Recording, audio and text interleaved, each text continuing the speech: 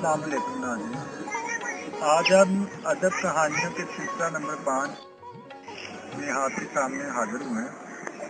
میں بلال صاحب سے گزارش کرتا ہوں کہ وہ آج ہمارے سامنے کون سی کہانی پیش کر رہے ہیں۔ بسم اللہ الرحمن الرحیم۔ السلام علیکم ناظرین، آج ہم آپ کو خوش آمدید کہتے ہیں پروگرام ادب کہانیاں اس کے سلسلہ نمبر 5 میں۔ آج ہم بات کر رہے ہیں اشفاق احمد صاحب کی ایک کہانی کے بارے میں، اس کا نام ہے کرۃ العین۔ اس میں ایک کریکٹر ہے، ایک لڑکا ہے 20-22 سال کا نوجوان، اس کو فوج میں جانے کا بہت کریز، بہت شوق ہے۔ وہ بڑی ٹرائی کرتا ہے، امیر خاندان کا لڑکا تھا، اس کی فیملی میں اس کا دادا اس کے ساتھ رہتا ہے اور دادے کی بھی بڑی خواہش ہے کہ لڑکا فوج میں جانا چاہتا ہے، ملک کی خدمت کرنا چاہتا ہے، یہ اچھا شوق ہے، اس کو یہ جاب ملنی چاہیے۔ لیکن اس دور میں مطلب اب بھی فوج میں جانے کے لیے بہت سارے ٹیسٹ سے گزرنا ہوتا ہے، فزیکل، میڈیکل۔ تو لڑکا ویسے تو صحت کے اعتبار سے اچھا بھلا ہے، تو دادے کی بھی خواہش ہے کہ اس کو فوج میں نوکری مل جائے۔ وہ جانا چاہتا ہے پاک فضائیہ میں، وہ جہاز اڑانا چاہتا ہے۔ تو ایک امیر فیملی میں جو پلا بڑا ہو شخص، اس کو جب بھی کوئی جہاز گزرتا ہے آسمان سے تو وہ دیکھتا ہے اس کو، اور اس کے اندر یہ مزید خواہش پیدا ہو جاتی ہے کہ وہ بھی کسی دن جہاز اڑائے گا۔ تو وقت گزرتا جاتا ہے، ایک اس کی کزن اس کے گھر میں اکثر آتی جاتی ہے، اور اس کے دادے کا بھی یہ پلان ہے کہ فیوچر میں ان دونوں کی شادی کر دی جائے۔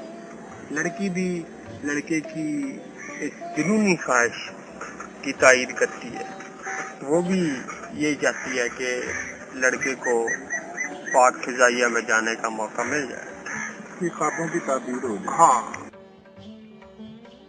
تو اس کے بعد لڑکا اکثر ٹیسٹ وغیرہ دینے کے لیے فوج میں اس کے محکمے میں جایا کرتا ہے۔ تو بھاگنے کا ٹیسٹ ہوتا ہے، اس کے بعد کوئی آئی کیو ٹیسٹ وغیرہ ان کے ہوتے ہیں، میڈیکل ٹیسٹ ہوتے ہیں، وہ سب کو پاس کر لیتے ہیں۔ اب اسے یقین سا ہو جاتا ہے کہ جیسے کوئی مشکل نہیں، وہ ایک نہ ایک دن ضرور جہاز ہے، بلکہ وہ اپنے دوستوں یاروں سے مل کر کوئی نہ کوئی رستہ نکالتا رہتا ہے کہ کسی نہ کسی دن ہم لوگ فوج کے اس حصے میں چلے جائیں، بلکہ جا کے دیکھیں جہاز کیسے اڑاتے ہیں۔ وہ اس طرح کی وردی خرید لیتا ہے، ہیلمٹ خرید لیتا ہے، اور ایک دو بار تو اس نے کسی اکیڈمی میں جا کر تھوڑا بہت یہ جو ایروپلین چلانے کی اکیڈمیز ہوتی ہیں وہاں پہ جا کے جہاز اڑانا سیکھا، پرائیویٹ جو ہوتی ہے، بالکل۔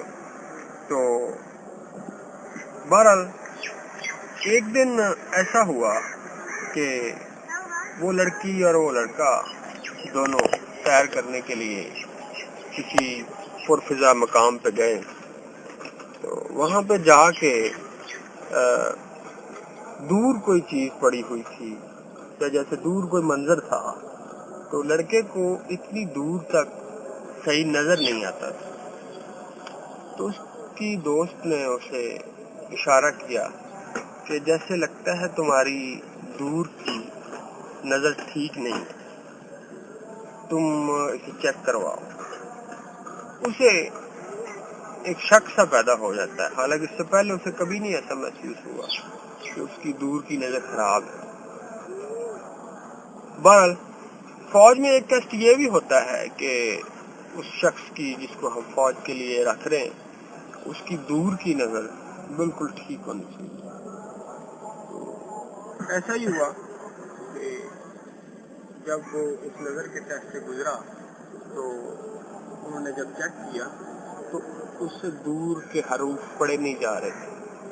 اس کا مطلب اس کی دور کی نظر ٹھیک نہیں، جسے ہم سائنس میں بعید نظری کہتے ہیں، تو اس کا وہ معاملہ بعید نظری ٹھیک نہیں، وہ جی ریجیکٹ ہو گیا، اس کو فوج نے ریجیکٹ کر دیا۔ اب وہ کبھی بھی فوج میں حصہ نہیں لے سکتے، کبھی بھی جہاز نہیں اڑا سکتے۔ اس کے خواب کتنا دور ہوگا؟ بس اس کی جو خواہش تھی وہ پوری نہ ہو سکی۔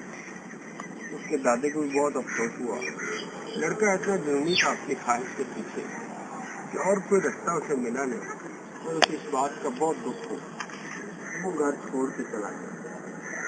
اس کے دادے نے بڑی کوشش کی کہ پتہ کرے کسی ریلوے اسٹیشن سے، کسی دربار سے، کسی جگہ سے، شاید وہ بیٹھا کہیں مل جائے، لیکن وہ نہیں۔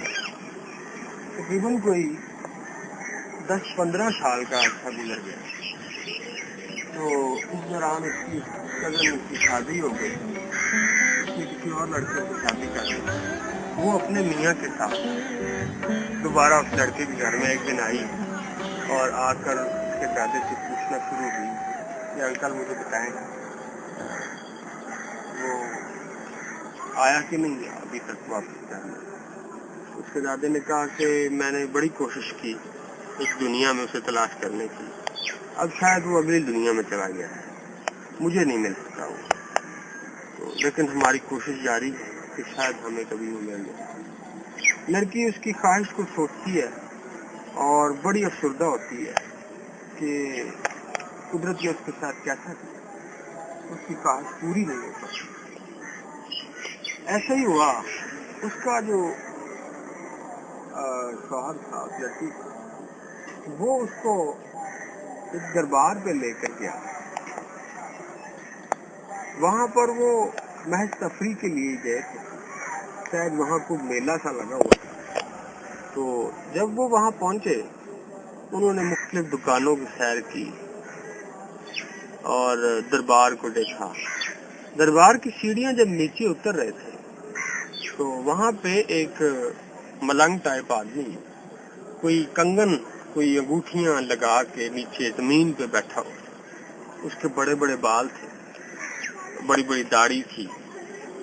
وہ جو اس کا شوہر ہے لڑکی کا، وہ اس ملنگ کے پاس آ کے بیٹھا، اس کو دیکھنے لگا غور سے اور کنگن دیکھنے لگا۔ اس نے محسوس کیا کہ جیسے ملنگ جو ہے وہ اندھا ہے، اس کی آنکھیں دیکھ نہیں سکتی۔ تو بہرحال اس نے ایک کنگن اٹھایا اور فقیر سے پوچھا کہ یہ کتنے کا ہے۔ اس اندر فقیر نے ہاتھ سے ٹٹول کر دیکھا کنگن کو اور کہنے لگا یہ 5 روپے کا ہے۔ تو اس نے پھر ایک اور چھوٹی انگوٹھی سی اٹھائی اور پھر پوچھا فقیر سے یہ کتنے کی؟ اس نے جب وہ ہاتھ میں پکڑ کے دیکھی کہنے لگا یہ 2 روپے کی۔ تو اس کے شوہر نے اس ملنگ سے پوچھا کہ تم تو اندھے ہو، تمہیں کیسے پتا کہ یہ 5 روپے کا ہے یہ 2 روپے کا ہے؟ تو اس نے بڑی اچھی بات کی کہ جب باہر کی آنکھ بند ہو جائے تو پھر اندر کی آنکھ کھل جاتی ہے، اور جس کی اندر کی آنکھ کھل جائے اس کو ہر چیز نظر آنا شروع ہو جاتی ہے، اس کے لیے کسی شے کو پہچاننا مشکل نہیں ہوتا۔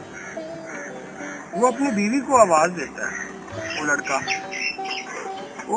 لڑکا آواز دیتا ہے کہ آؤ تمہیں یہ کنگن میں لے کے دیتا ہوں، بلکہ اس فقیر سے کہتے ہیں کہ یہی تمہیں پہنا دے۔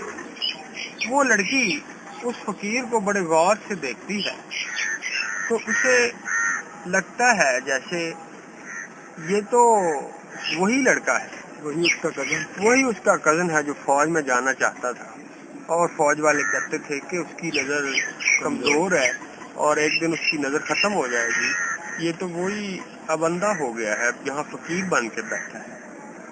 وہ اس کو دیکھے جاتی ہے غور سے اور اس کی آنکھوں سے آنسو جاری ہو جاتے لگتی ہے اور اپنے ہاتھ کو آگے کرتی ہے۔ فقیر ابھی پہلا کنگن اٹھا کر اس لڑکی کے ہاتھ میں پہنانے کی کوشش کرتا ہے۔